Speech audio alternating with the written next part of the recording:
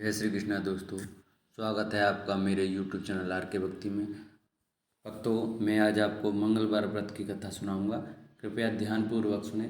जो भक्त हमारे चैनल पर नए आए हैं वो हमारे चैनल को सब्सक्राइब करें, वीडियो को लाइक करें और कमेंट में श्री हनुमंते नमः अवश्य लिखें। बोलो बजरंगबली की जय। मंगलवार व्रत कथा। व्यास जी ने कहा, एक बार नैमिषारण्य तीर्थ में 80,000 मुनि एकत्रित होकर प्राणों के ज्ञाता श्री सूत जी से पूछने लगे, हे महामुने, आपने हमें अनेकों पुराणों की कथा सुनाई है। अब कृपया करके हमें ऐसा व्रत और कथा बताइए जिसके करने से संतान की प्राप्ति हो तथा मनुष्यों को रोग शोक अग्नि सर्व दुख आदि का भय दूर हो, क्योंकि कलयुग में सभी जीवों की आयु बहुत कम है। फिर इस पर उन्हें रोग चिंता के कष्ट लगे रहते हैं, तो फिर वह श्री हरि के चरणों में अपना ध्यान कैसे लगा सके। श्री सूत जी बोलिए, हे मुनियो, आपने लोक कल्याण के लिए बहुत ही उत्तम बात पूछी है। इस बार युधिष्ठिर ने भगवान श्री कृष्ण से लोक कल्याण के लिए यही प्रश्न किया था। भगवान श्री कृष्ण और युधिष्ठिर का संवाद तुम्हारे सामने कहता हूँ, ध्यान देकर सुनो। एक समय पांडवों की सभा में श्री कृष्ण जी बैठे हुए थे।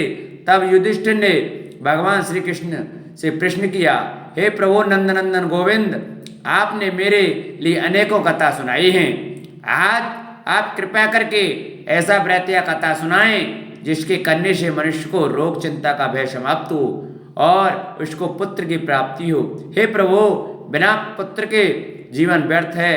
पुत्र के बिना मनुष्य नरकगामी होता है। पुत्र के बिना मनुष्य पितृ ऋण से छुटकारा नहीं पा सकता और न ही उसका पुण्यक नामक नरक से उद्धार हो सकता है। अतः पुत्रदायक व्रत बतलाइए। श्री कृष्ण भगवान बोले, हे राजन, मैं एक प्राचीन इतिहास सुनाता हूँ, आप उसे ध्यानपूर्वक सुनो। कुंडलपुर नामक एक नगर था, उसमें नंदा नामक एक ब्राह्मण रहता था। भगवान की कृपा से उसके पास सब कुछ था, फिर भी वह दुखी था। इसका कारण यह था कि ब्राह्मण की स्त्री सुनंदा के कोई संतान न थी। सुनंदा पतिव्रता थी, भक्तिपूर्वक श्री हनुमान जी की आराधना करती थी। मंगलवार के दिन व्रत करके अंत में भोजन बनाकर हनुमान जी का भोग लगाने के बाद स्वयं भोजन करती थी। एक बार मंगलवार के दिन ब्राह्मणी गृह कार्य की अधिकता के कारण हनुमान जी को भोग लगा न सकी, तो इस पर उसे बहुत दुख हुआ। उसने कुछ भी नहीं खाया और अपने मन में प्रण किया कि अब तो अगले मंगलवार को ही हनुमान जी का भोग लगाकर अन्न जल ग्रहण करूंगी। ब्राह्मणी सुनंदा प्रतिदिन भोजन बनाती, श्रद्धापूर्वक पति को खिलाती, परंतु स्वयं भोजन नहीं करती और मन ही मन श्री हनुमान जी की आराधना करती थी। इस प्रकार 6 दिन गुजर गए और ब्राह्मणी सुनंदा अपने निश्चय के अनुसार भूखी प्यासी निराहार रही। अगले मंगलवार को ब्राह्मणी सुनंदा प्रातःकाल ही बेहोश होकर गिर पड़ी। ब्राह्मणी सुनंदा की इस असीम भक्ति के प्रभाव से श्री हनुमान जी बहुत प्रसन्न हुए और प्रकट होकर बोले, मैं तेरी भक्ति से बहुत प्रसन्न हूँ, तो उठ और वर मांग। सुनंदा अपने आराध्य देव श्री हनुमान जी को देखकर आनंद की अधिकता से बेहल श्री हनुमान जी के चरणों में गिरकर बोली, हे प्रभु, मेरी कोई संतान नहीं है, कृपया करके मुझे संतान प्राप्ति का आशीर्वाद दें। आपकी अति कृपा होगी। श्री महावीर जी बोले, तेरी इच्छा पूर्ण होगी। तेरे एक कन्या पैदा होगी, उसके अष्टांग प्रतिदिन सोना दिया करेंगे। इस प्रकार कहकर श्री महावीर जी अंतर्धान हो गए। ब्राह्मणी सुनंदा बहुत हर्षित हुई और सभी यह समाचार अपने पति से कहा। ब्राह्मण देव कन्या का वरदान सुनकर कुछ दुखी हुए, परंतु सोना मिलने की बात सुनी तो बहुत प्रसन्न हुए। विचार किया कि ऐसी कन्या के साथ मेरी निर्धनता भी समाप्त हो जाएगी। श्री हनुमान जी की कृपा से वह ब्राह्मणी गर्भवती हुई और 10वें महीने में उसे बहुत ही सुंदर पुत्री प्राप्त हुई। यह बच्ची अपने पिता के घर में ठीक उसी तरह से बढ़ने लगी जिस प्रकार शुक्ल पक्ष का चंद्रमा बढ़ता है। 10वें दिन ब्राह्मण ने उस बालिका का नामकरण संस्कार कराया। उसके कुल पुरोहित ने उस बालिका का नाम रत्नावली रखा, क्योंकि यह कन्या सोना प्रदान किया करती थी। इस कन्या ने पूर्व जन्म में बड़े ही विधान से मंगल देव का व्रत किया था। रत्नावली का अष्टांग बहुत सा सोना देता था। उस सोने से नंदा ब्राह्मण बहुत ही धनवान हो गया। अब ब्राह्मणी भी बहुत अभिमान करने लगी थी। समय बीतता रहा। अब रत्नावली 10 वर्ष की हो चुकी थी। एक दिन जब नंदा ब्राह्मण प्रसन्नचित्त था, तब सुनंदा ने अपने पति से कहा, मेरी पुत्री रत्नावली विवाह के योग्य हो गई है, अतः आप कोई सुंदर तथा योग्य वर देखकर इसका विवाह करा दें। यह सुन ब्राह्मण बोला, अभी तो रत्नावली बहुत छोटी है।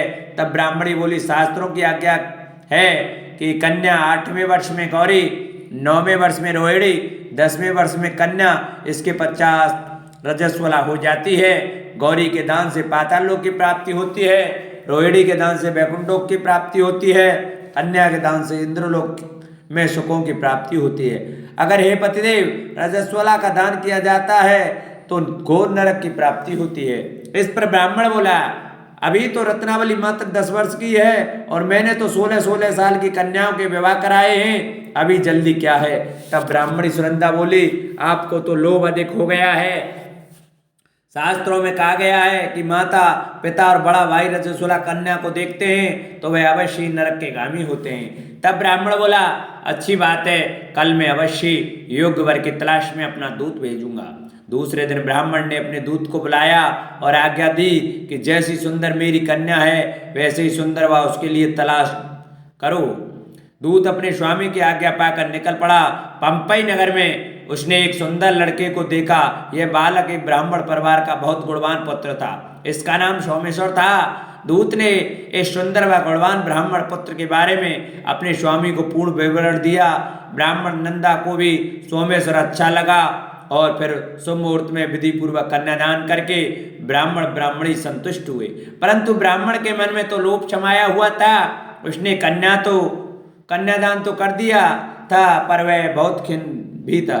उसने विचार किया कि रत्नावली तो अब चली जाएगी और मुझे इससे जो सोना मिलता था वह अब नहीं मिलेगा। मेरे पास जो धन था कुछ तो इसके विवाह में खर्च हो गया और जो शेष बचा है वह भी कुछ दिनों पश्चात समाप्त हो जाएगा। मैंने तो इसका विवाह करके बड़ी बड़ी भूल कर दी। अब कोई ऐसा उपाय हो कि रत्नावली मेरे घर में ही बनी रहे, अपने ससुराल न जावे। लोभ रूपी राक्षस ब्राह्मण के मस्तिष्क पर छाता जा रहा था। रात भर अपनी शैया पर बेचैनी से करवटें बदलते बदलते उसने एक बहुत ही क्रूर निर्णय लिया। उसने विचार किया कि जब रत्नावली को लेकर उसका पति सोमेश्वर अपने घर के लिए जाएगा तो वह मार्ग में छिपकर सोमेश्वर का वध कर देगा और अपनी लड़की को अपने घर ले आवेगा, जिससे नियमित रूप से उसे सोना भी मिलता रहेगा और समाज का कोई मनुष्य उसे दोष भी नहीं दे सकेगा। प्रातः काल हुआ तो नंदा और सुनंदा ने अपने जमाई तथा लड़के को बहुत सारा धन देकर विदा किया। सोमेश्वर अपनी पत्नी रत्नावली को लेकर ससुराल से अपने घर की तरफ चल दिया। ब्राह्मण नंदा महालोक के वशीभूत हो अपनी मति खो चुका था। पाप पुण्य को उसे विचार न रहा था। अपने भयानक व क्रूर निर्णय को कार्य रूप देने के लिए उसने अपने दूत को मार्ग में अपने जमाई का वध करने के लिए भेज दिया था, ताकि रत्नावली से प्राप्त होने वाला सोना उसे हमेशा मिलता रहे और वो कभी निर्धन न हो। ब्राह्मण के दूत ने अपने स्वामी की आज्ञा का पालन करते हुए उसके जमाई सोमेश्वर का मार्ग में ही वध कर दिया। समाचार प्राप्त कर ब्राह्मण नंदा मार्ग में पहुंचा और रुदन करती अपनी पुत्री रत्नावली से बोला, हे पुत्री, मार्ग में लुटेरों ने तेरे पति का वध कर दिया है। भगवान की इच्छा के आगे किसी का कोई बस नहीं चलता। आप तो घर चल, वहां पर ही रहकर शेष जीवन व्यतीत करना, जो भाग में लिखा है वही होगा। अपने पति के अकाल मृत्यु से रत्नावली बहुत दुखी हुई। करुण क्रंदन व रुदन करते हुए अपने पिता से बोली, हे पिताजी, इस संसार में जिस स्त्री का पति नहीं है उसका जीवन व्यर्थ है। मैं अपने पति के साथ ही अपने शरीर को जला दूंगी और सती होकर अपने इस जन्म को माता पिता के नाम को तथा सास ससुर के यश को सार्थक करूंगी। ब्राह्मण नंदा अपनी पुत्री रत्नावली के वचनों को सुनकर बहुत दुखी हुआ। विचार करने लगा, मैंने व्यर्थ ही जमाई वध का पाप अपने सिर लिया।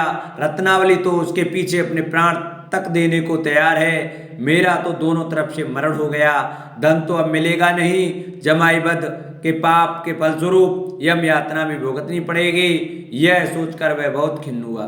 सोमेश्वर की चिता बनाई गई। रत्नावली सती होने की इच्छा से अपने पति का सिर अपनी गोद में रखकर चिता में बैठ गई। जैसे ही सोमेश्वर की चिता को अग्नि लगाई गई वैसे ही प्रसन्न हो मंगलदेव वहां प्रकट हुए और बोले, हे रत्नावली, मैं तेरी भक्ति से बहुत प्रसन्न हूँ। तू वर मांग। रत्नावली ने अपने पति का जीवन दान मांगा। तब मंगलदेव बोले, रत्नावली तेरा पति अजर अमर है, यह महान विद्वान भी होगा, और इसके अतिरिक्त तेरी जो इच्छा हो वह वर मांग। तब रत्नावली बोली, हे ग्रहों के स्वामी, यदि आप मुझ पर प्रसन्न हैं तो मुझे यह वरदान दीजिए कि जो भी मनुष्य मंगलवार के दिन प्रातः का लाल पुष्प लाल चंदन से पूजा करके आपका स्मरण करे, उसको रोग व्याधि न हो, स्वजनों का भी कभी वियोग न हो, सर्प अग्नि तथा शत्रुओं का भय न रहे। जो स्त्री मंगलवार का व्रत करे वह कभी विधवा न हो। मंगलदेव तथास्तु कहकर अंतर्धान हो गए। सोमेश्वर मंगलदेव की कृपा से जीवित हो उठा। रत्नावली अपने पति को पुनः प्राप्त कर बहुत प्रसन्न हुई और मंगलदेव का व्रत प्रत्येक मंगलवार को करके व्रतराज और मंगलदेव की कृपा से श्लोक में सुख ऐश्वर्य को भोगते हुए अंत में अपने पति के साथ स्वर्गलोक को चले गई। इति श्री मंगलवार व्रत कथा। श्री हरि नमः। बोलो मंगलदेव भगवान की जय। बोलो बजरंगबली की जय। जिन भक्तों को हमारी वीडियो अच्छी लगी हो वो हमारी वीडियो को ज़्यादा से ज़्यादा शेयर करें, लाइक करें, चैनल को सब्सक्राइब करें और कमेंट में श्री हनुमते नमः जरूर लिखें।